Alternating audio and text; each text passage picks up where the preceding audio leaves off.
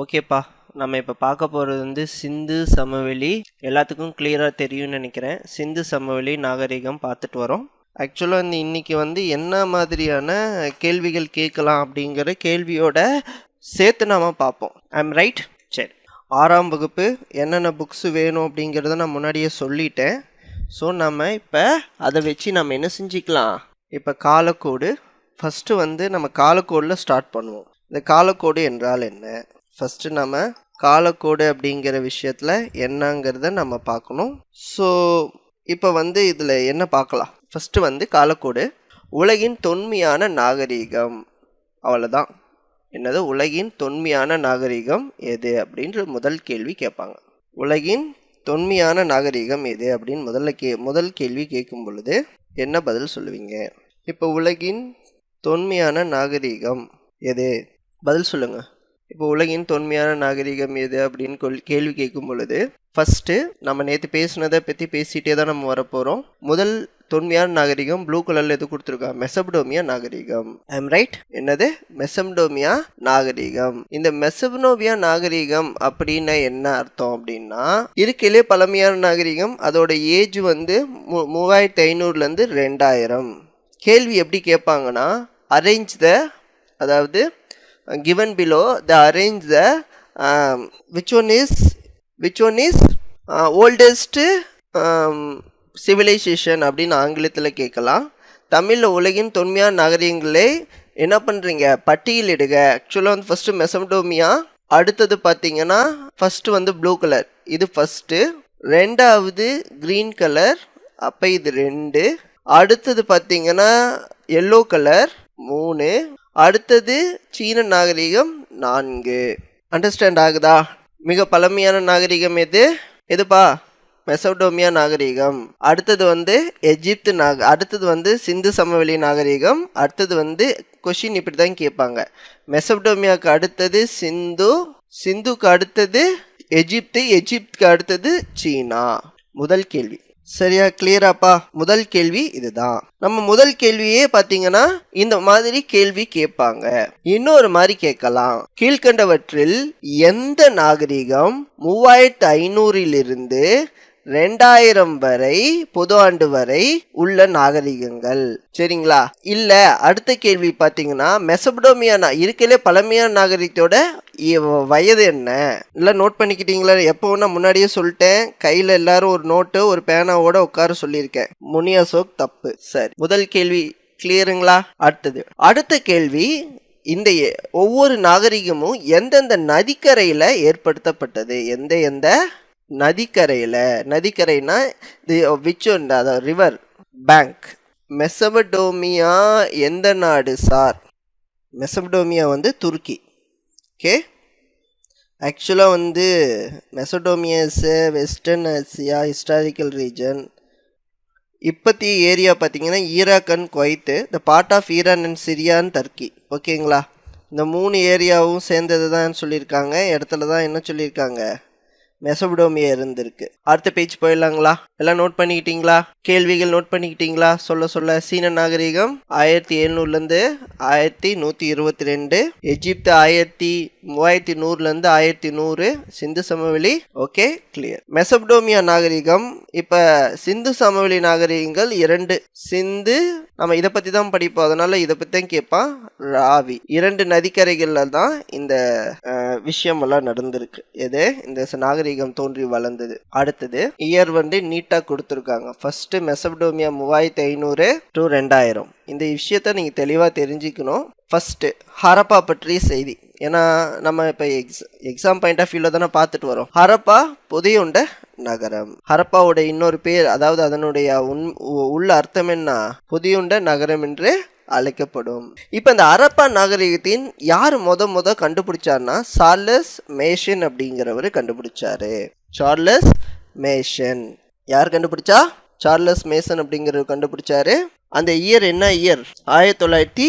என்ன இயர்ப்பா சொல்லுப்பா? நம்ம ஆல்ரெடி இதை பற்றி பேசியாச்சு. இவர் கிழக்கிந்திய கம்பெனி பணியில் இருந்த ஒரு படை வீரர். இவர் என்னது, ஈஸ்ட் இந்தியா கம்பெனியோட ஒரு சோல்ஜர். ஓகேங்களா? ஸோ இந்த சோல்ஜர் என்ன பண்ணுறாருன்னா, அதெல்லாம் பற்றின ஆராய்ச்சியாளர். இவர் எழுதின புத்தகத்தை பற்றி தான் நம்ம பேசணும். ஆமாம் தானே? இவர் எழுதின புத்தகத்தை பற்றி பேசணுமா? என்ன புத்தகம் அது? கமெண்ட் பாக்ஸில் கமெண்ட் பண்ணுங்கள். என்ன புத்தகம் அது? என்ன புத்தகம்?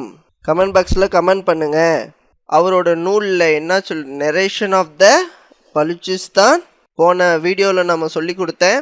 கண்டிப்பாக அதை நீங்கள் வந்து எக்ஸ்பிளைன் கமெண்ட் பாக்ஸில் கமெண்ட் பண்ணுங்கள். இவங்க என்ன செஞ்சாங்கன்னா, இந்த விஷயத்தெல்லாம் எடுத்து கோபுரங்கள் மலைப்பகுதி மீது கட்டப்பட்டுள்ளன்னு குறிப்பிட்றாரு. 1856 ஆக்சுவலாக இது வந்து என்ன சொல்கிற, எந்த பணியின் போது இந்த சிந்து சமவெளி நாகரிகம் கண்டுபிடிக்கப்பட்டதுன்னா, ரயில் பாதை அமைக்கும் பொழுது. எங்கேருந்து எங்க? லாகூருக்கும் கராச்சிக்கும். கேள்வி கேட்பாங்க. லாகூர் டு கராச்சி ரயில் பாதை அமைக்கும் பொழுது 1856ஆம் ஆண்டு 1920. வசந்த் சதீஷ் கரெக்டாக சொல்லியிருக்கீங்க. வசந்தி சதீஷ். முடிஞ்ச வரைக்கும் எல்லாம் உங்கள் டெலகிராம் குரூப் வந்துருங்க. சரியா? Hi sir. ஹலோ. சுட்ட செங்கல்களால் கண்டறியப்பட்டுள்ளது. அவற்றின் முக்கியத்துவம் உணராமல் ரயில் பாதை போடுறதுக்கு அதை பயன்படுத்தினாங்க. 1920ஆம் ஆண்டு தொல்பொருள் ஆராய்ச்சியாளர்கள் ஆரம்பித்தது வந்து 1920. Narrative of various journey of எல்லாம் நோட் பண்ணிக்கோங்க. Narrative of various journey of the Balochistan. அப்புறம் கேள்வி, இதை பற்றி நம்ம பேசியாச்சு. அப்போ கேள்வி வந்து 1920 ஸ்டார்ட் பண்ணுறாங்க. ஹரப்பா மொகஞ்சதாரோ நகரை அகழ்வாய்வு செய்ய ஆரம்பித்த ஆண்டு வந்து 1920. அதுக்கப்புறம் தான் 1924 இந்திய தொல்பொருள் ஆய்வுத்துறை இயக்குனர் ஜான் மார்ஷல் ஹரப்பாவிற்கும் மொகஞ்சதாரோவுக்கு இடையில பொதுவான அம்சங்கள் இருப்பதை கண்டறிந்தார். கேள்வி கேட்பாங்க. ஹரப்பாவிற்கும் மொகஞ்சதாரோவிற்கும் இடையே உள்ள பொதுவான அம்சங்களை கண்டறிந்தவர் யார்? John Marshall. Various journey in Baluchistan, Afghanistan and Punjab. As usual 9:30 Divya civil. இப்போ ஹரப்பாவிலும் மொகஞ்சதாரோவிலும் கண்டறியப்பட்டுள்ள மண்பாண்டங்களுக்கு சிறிய அளவு வேறுபாடு அறிந்ததும் ஆராய்ச்சியாளர் கண்டறிஞ்சாங்க. இந்த நடுவில் ஒரு விஷயம் நல்லா ஞாபகம் வச்சுக்கோங்க. இந்த மாதிரி ஒரு பேராகிராஃபில் கொடுத்துருக்காங்கல்ல, இதை நோட் பண்ணிக்கோங்க. அகழ்வாராய்ச்சி, செங்கல், கற்கள் உடைந்த இதெல்லாம் விடுங்க. இந்த பெயரால் நமக்கு தெரிய நிலத்தடி ஆய்வு செய்ய காந்தப்புல வருடி magnetic scanner have to use. எஞ்சிய தொல்பொருள் புதையோண்டு இருக்கிற இல்லையா கண்டறிய தொலை நுண்ணுறவு முறை ரேடார் முறையை அறிய பயன்படுத்துகிறாங்க. இது வந்து இயக்குனர் இது வந்து ஜான் மார்ஷல். இதை பற்றி பேசியாச்சு. இந்த 2 விஷயத்த நோட் பண்ணிக்கோங்க. கேள்வி கேட்பாங்க. வான்வழியா மேற்பரப்பை கண்டறிய வான்வழி புகைப்படங்கள் மூலம் புதுண்டகம் மேற்பரப்பை கண்டறியலாம். நிலத்தடி நீரை ஆய்வு செய்வது காந்தப்புல வருடியை பயன்படுத்தணும். எஞ்சிய தொல்பொருள் இருக்கிறவா இல்லையான்னு சொல்றதுக்கு ரேடாரை பயன்படுத்தணும். கேள்வி கேட்பாங்க. அடுத்தது இந்திய தொழில்துறை ஆரம்பிக்கப்பட்ட ஆண்டு வந்து 1861. Head office Delhi. இது யாரோட கன்னிகம்? அலெக்சாண்டர் கன்னிகம் உடைய ஹெல்ப்போட நிர்ணயிப்பட்டது. அதனால் புதுடில்லியில் இதன் தலைமையகம் இருக்குது. கிளியரா? யாருக்கெல்லாம் எனக்கு கிளியராக இல்லை? இம்பார்ட்டன்ட் பாயிண்ட்ஸ் வரிசை சொல்லிகிட்டே வரேன், அப்படியே நோட் பண்ணிக்கோங்க. அப்போ நல்லா ஞாபகம் வச்சுக்கோங்க. ஹரப்பா வந்து பழமையானது. எதை காட்டிலும் மொகஞ்சதாரோவை விட பழமையானது. இது ரொம்ப இம்பார்ட்டன்ட். நோட் பண்ணிக்கோங்க. விட்டு நோட் பண்ணி வச்சுக்கிட்டிங்கன்னா தான் கரெக்டு. அடுத்தது புவி எல்லை வந்து தெற்காசியா. காலப்பகுதி வெண்கல காலம். ஆக்சுவலாக இது வெண்கல காலம் அப்படின்னா என்ன? அதாவது வெண்கல கால ஆரம்பம் இருக்குது, வெண்கல கால முடிவு இருக்குது. இப்போ இந்த இடத்துல பார்த்தீங்கன்னா இந்த விஷயத்தை பற்றி நீங்கள் தெளிவாக தெரிஞ்சுக்கணுன்னா, நான் ஆல்ரெடி ஒரு புக்கு நான் என்னென்ன லெசன் படிக்கணும்னு கொடுத்துருக்கேன். ஆமாம் தானே? 11th ஃபுல் புக்கு படிக்கணும். நான் டீச் பண்ண போகிறது வந்து இது மட்டும்தான் டீச் பண்ண போகிறேன். ஃபுல் புக்கு நான் டீச் பண்ண போகும் பொழுது நான் அது எப்படி டீச் பண்ணணும்? ஃபுல் புக்கு டீச் பண்ணுவேன்ல, டீச் பண்ணுறப்ப என்ன செய்வேங்கன்னா அது வந்து ரெக்கார்டிங் கிளாஸில் வரும். நான் இருக்கிறத மட்டும்தான் டீச் பண்ண போகிறேன்.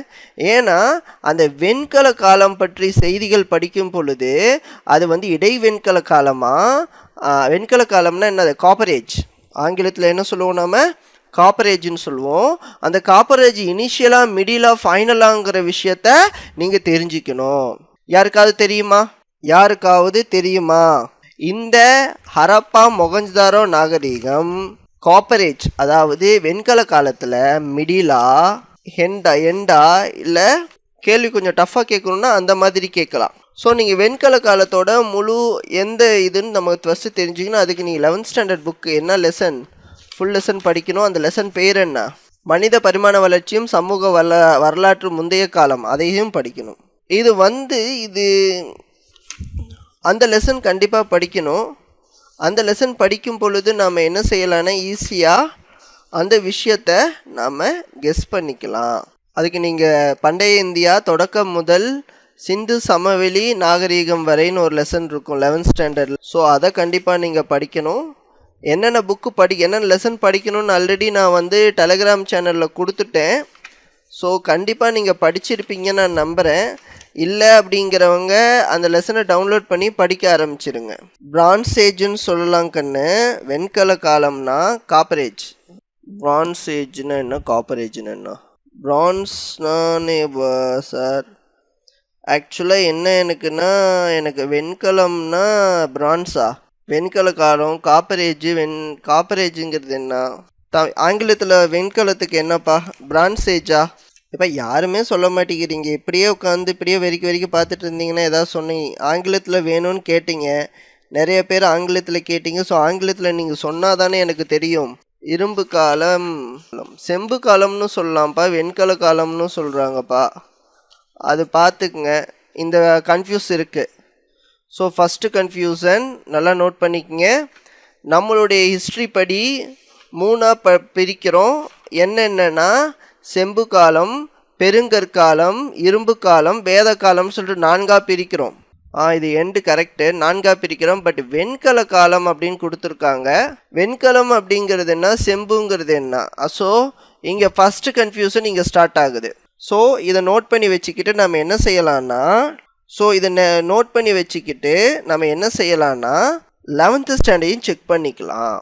புரியுதுங்களா சார்? யூபிஎஸ்சி ஹிஸ்ட்ரிக்கு நான் ஸ்பெக்ட்ரம் புக்கு தான்ப்பா உனக்கு எடுக்கிறப்ப நீங்கள் அந்த ரெக்கார்டிங் கிளாஸ் பார்த்துக்குங்க. சரிங்களா? இது ஹெல்ப்பாக இருக்கும், இல்லாமலாம் கிடையாது. காலம் 3300லேருந்து 1900. காப்பரேஜ், காப்பர்னா செம்பு தானே சார்? காப்பருக்கு செம்பா தமிழில்? செம்பு ரைட்டு. ஆனால் வெண்கலம்ங்கிறது இங்கே கொடுத்துருக்காங்க. ஸோ கொஞ்சம் தெரியல.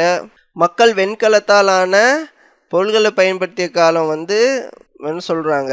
பரப்பளவு 13 லட்சம் கிலோமீட்டர். நகரங்கள் 6 பெரிய நகரங்கள். பிரான்ஸ். ஓகே சங்கரி, வாங்க இந்த பிரச்சனைக்கு சால்வ் பண்ணுங்க. பிரான்ஸ்னா என்ன, காப்பரேஜ்னா என்ன? பிரான்ஸ் ஏஜுக்கு முன்னாடி காப்பரேஜா, காப்பரேஜுக்கு பின்னாடி பிரான்ஸ் ஏஜா? சொல்லுங்க. ஓகேப்பா, காப்பரேஜ் இல்லை பிரான்ஸ் ஏஜ். ஓகே சரியா? சரி. மொஹஞ்சதாரோ, இந்த இது பார்த்தீங்கன்னா ராகிகர்கி எங்கெங்க எது இருந்தது அப்படின்னு கொடுத்துருக்காங்க.